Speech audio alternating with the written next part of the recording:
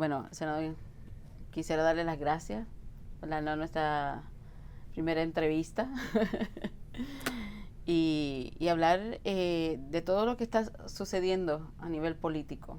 Pero quiero que comencemos con los puntos más recientes.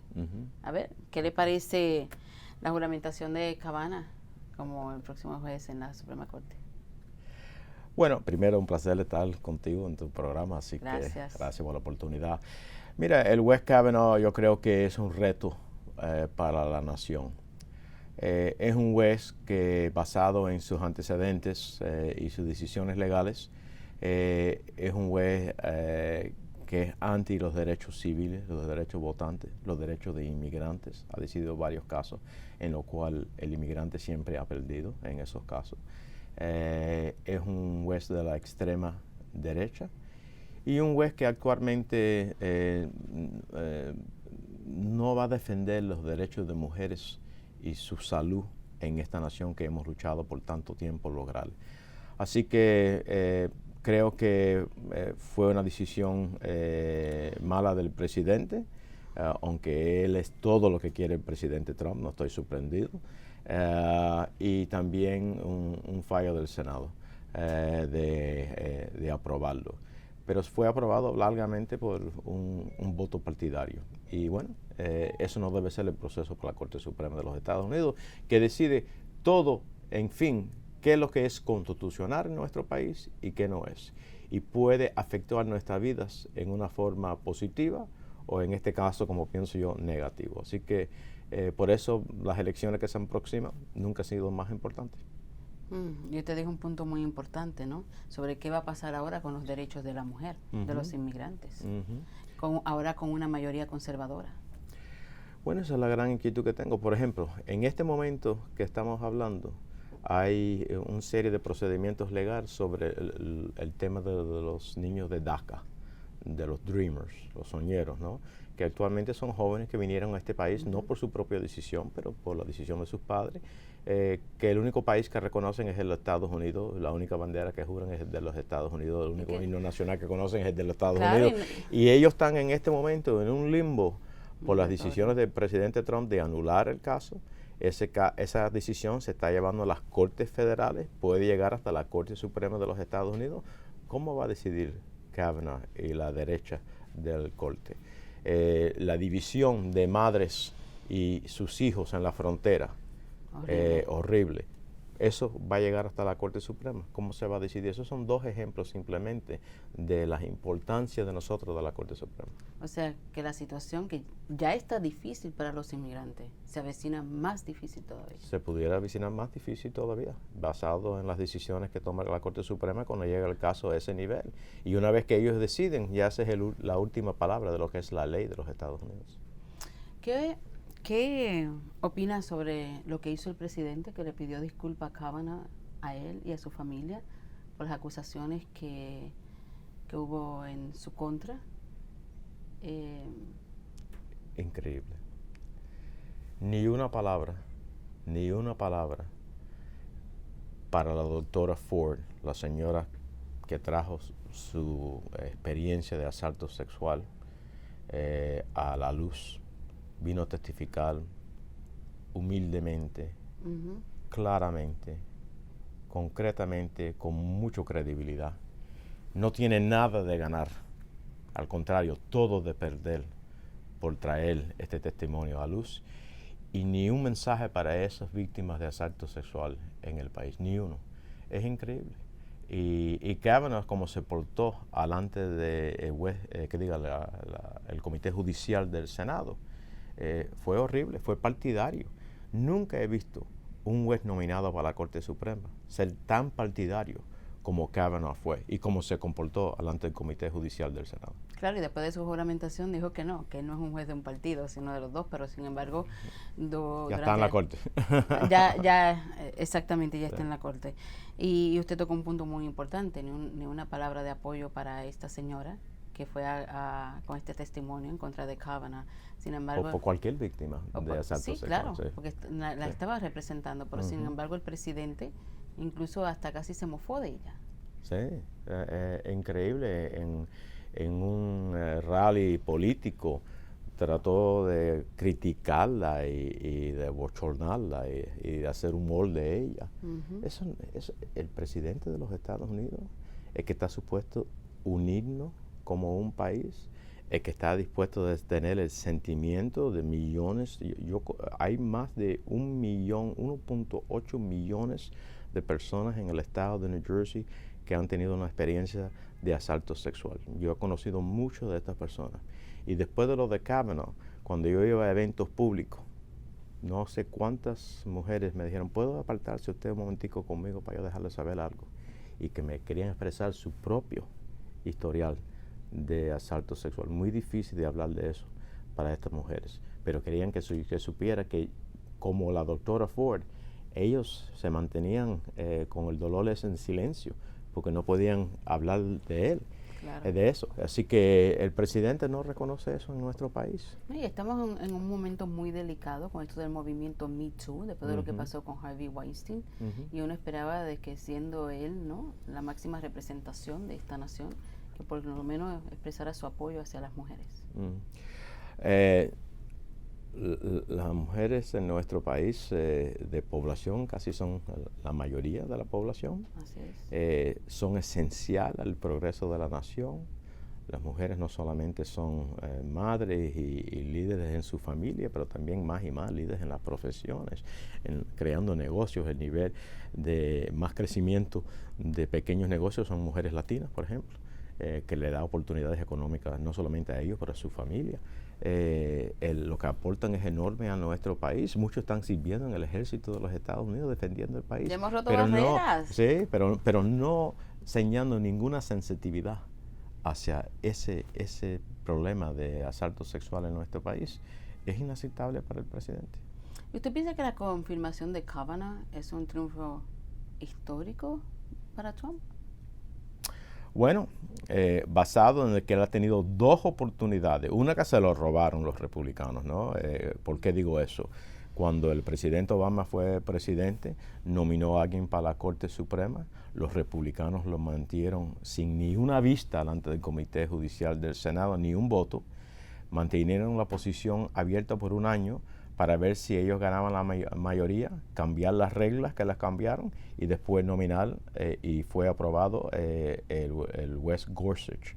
Y ahora con Kavanaugh ha puesto 2 miembros de la Corte Suprema, de 9 miembros, y dando una base a la extrema derecha a la Corte Suprema de los Estados Unidos. Para él eso es un acontecimiento muy grande, sobre todo para los republicanos. Y para esos elementos de la extrema derecha conservadores que quieren ver la Corte imponer a todos nosotros por sus decisiones, una posición social que no necesariamente queremos como un país, que no queremos como un pueblo, que no queremos como ciudadanos.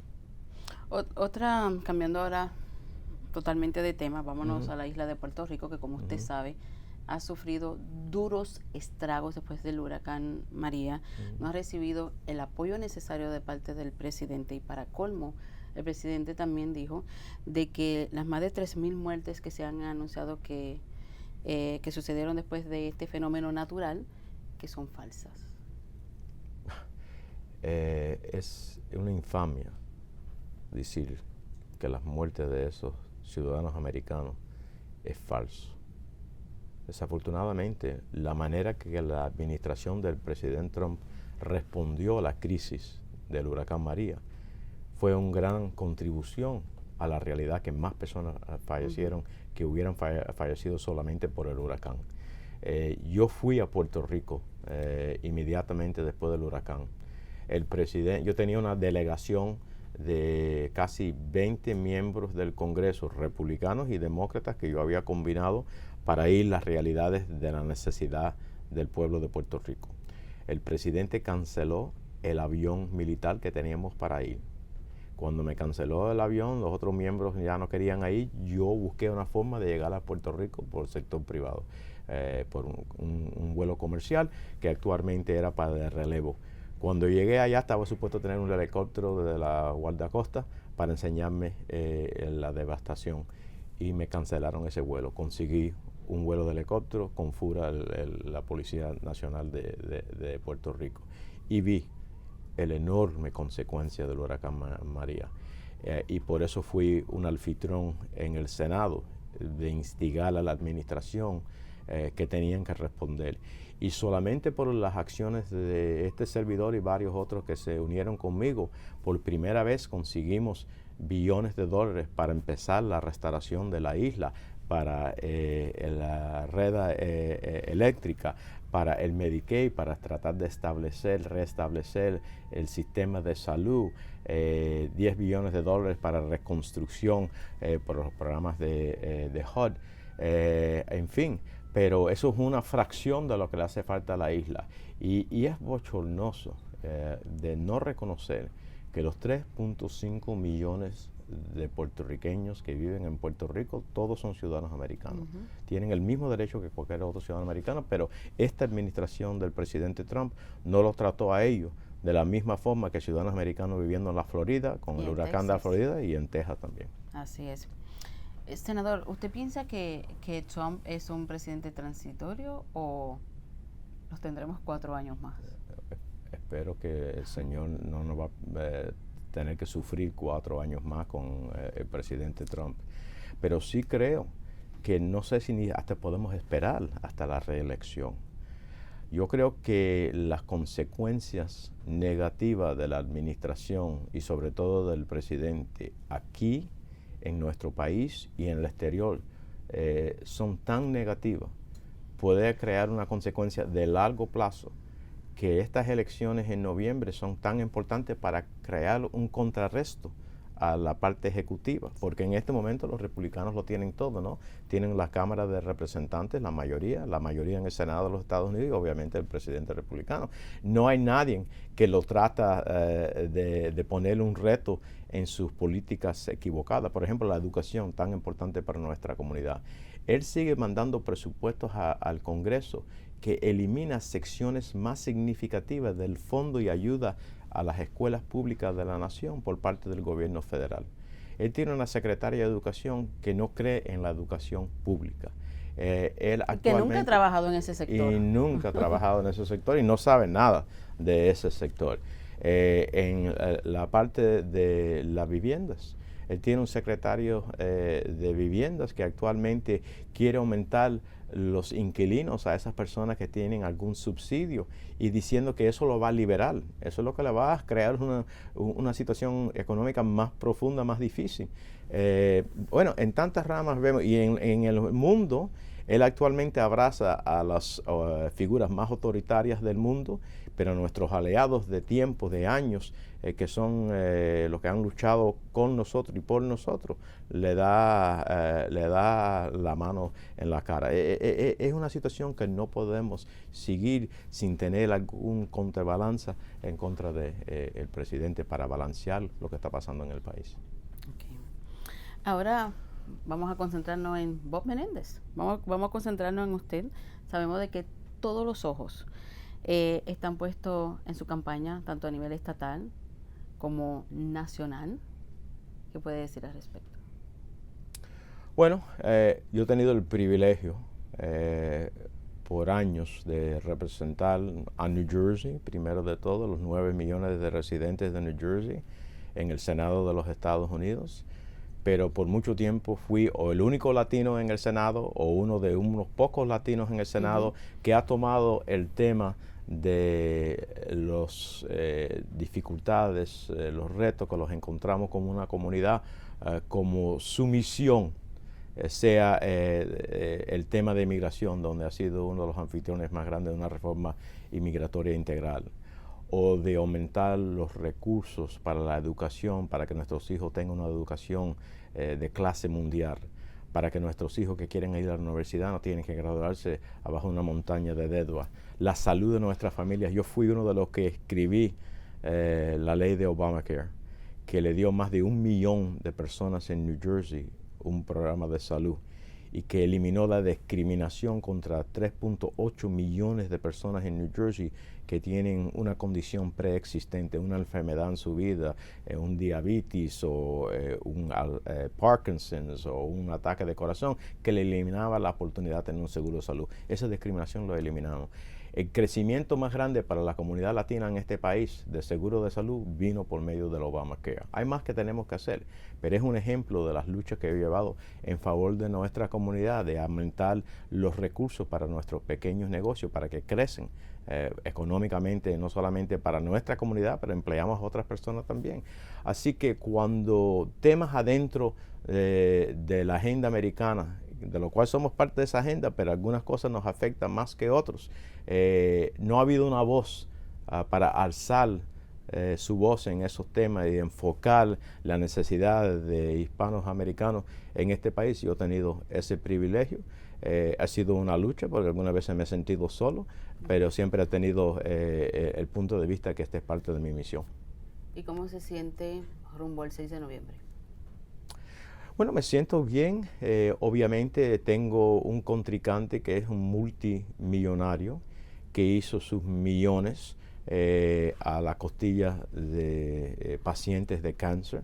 Aumentó el costo de la droga de su compañía para estos pacientes de cáncer por más de 200%, a la misma vez que estaba aumentando el costo de las medicinas recetadas en este país, estaba reduciendo el costo de la misma medicina en Rusia por más de 50%, una reducción enorme, a la misma vez que hasta la administración de Trump, y él apoyó a Trump, le dio cientos de miles de dólares, fue delegado a la convención republicana para Trump, fue su chairman de finanzas aquí en el estado de New Jersey.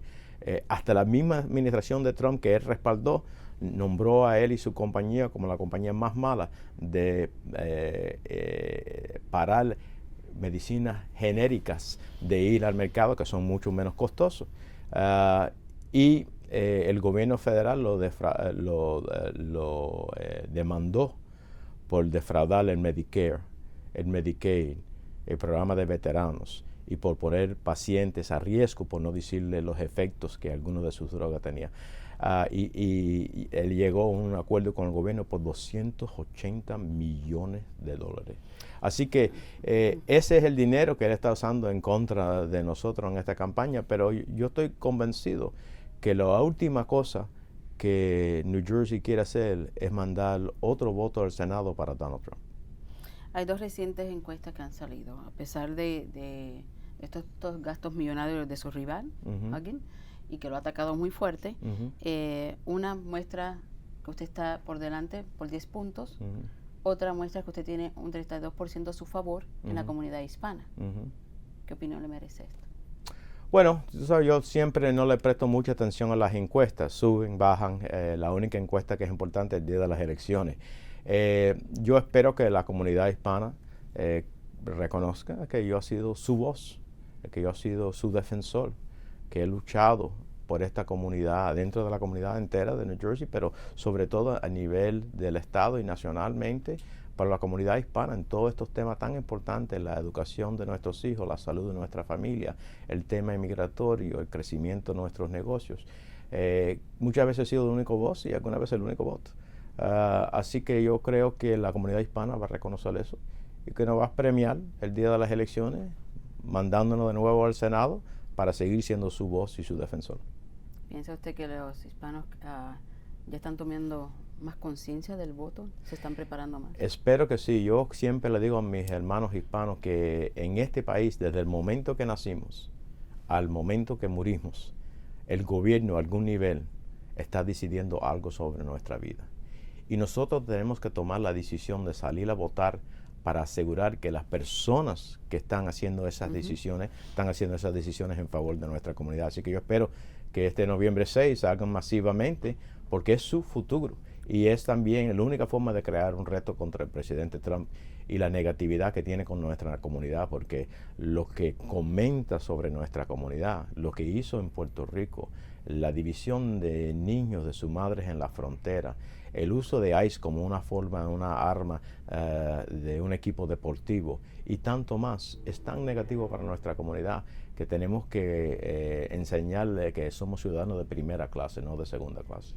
Usted es un veterano en la política, uno de los políticos hispanos más conocidos, uno de los más poderosos en Washington. En su opinión, ¿cuáles son los 3 retos que enfrentamos nosotros los latinos aquí en los Estados Unidos? Bueno, uno es una administración que está tan negativa contra nosotros. Nunca he visto una administración que está frontalmente, están tan negativos con nosotros. Decir que todos los que vienen son rapistas y asesinos. Eliminar niños de su madre en la frontera, no porque existe una ley que tiene que hacer eso, por su política de hacer eso. Cortar los fondos de educación. Así que para mí es una administración negativa en tantas cosas que nos importan. Número 2, asegurar la oportunidad económica de crecer, y eso viene en varios elementos, incluyendo la educación, que es tan importante poder tener una educación buena. Si yo no hubiera tenido la educación que yo pude lograr por préstamos del gobierno federal, nunca hubiera ido a la universidad, nunca hubiera ido a la escuela de leyes, y obviamente no fuera uno de 100 senadores en un país de 320 millones de personas. La educación es suma de importancia para tener ese crecimiento económico. Y también la salud de nuestra familia, porque con la salud y con una educación tú logras hacer cualquier cosa. Y creo que esos son entre los retos más importantes que tenemos como una comunidad. Vamos a hablar un poco ahora de Bob Menéndez, el humano, el padre, el amigo, porque se conoce ya mucho del político. En una entrevista que pude ver, me encantó cómo usted habla de su madre. La describe como su heroína. ¿Por qué?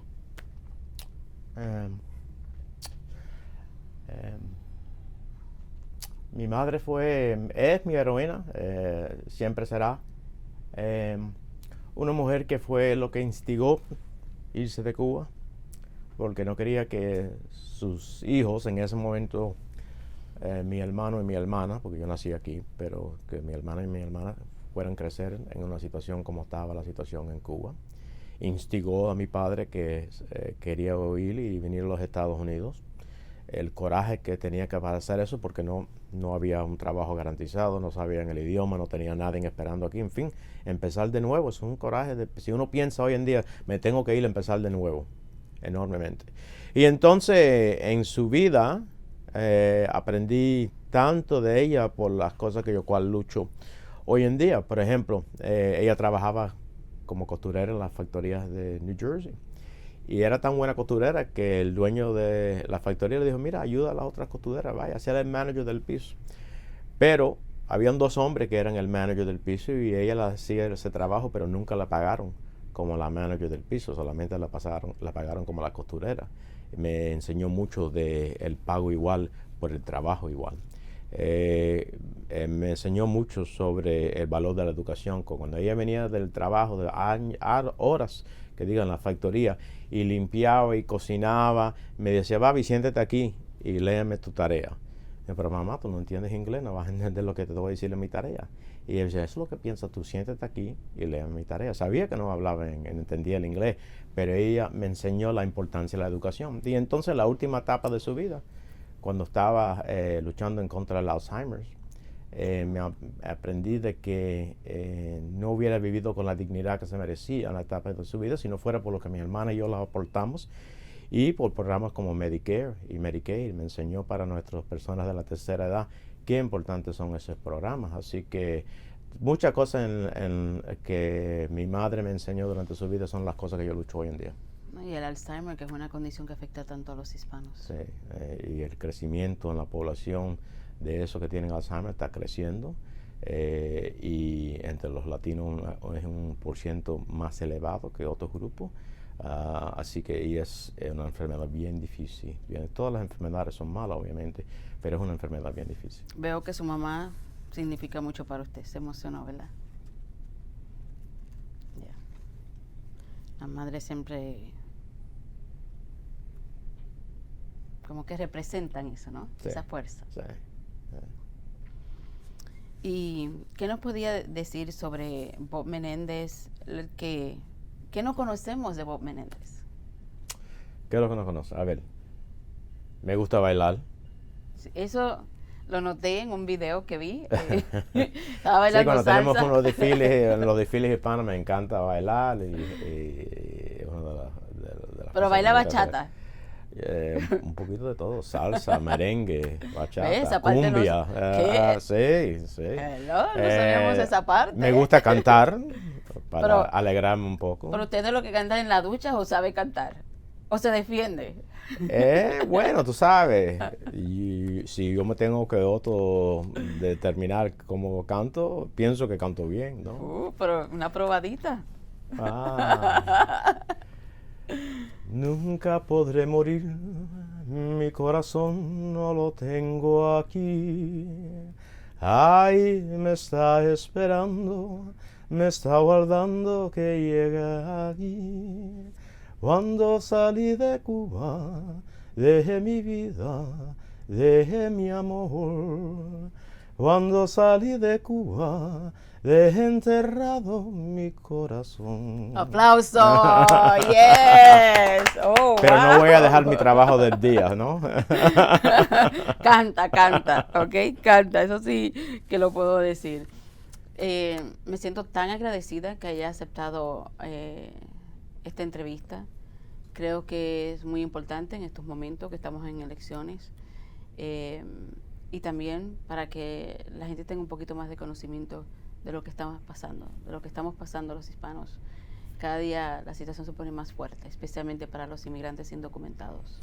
Bueno, agradecido a ti por la oportunidad y por lo que haces siempre de informar, enseñar, guiar a nuestra comunidad por la información que le trae.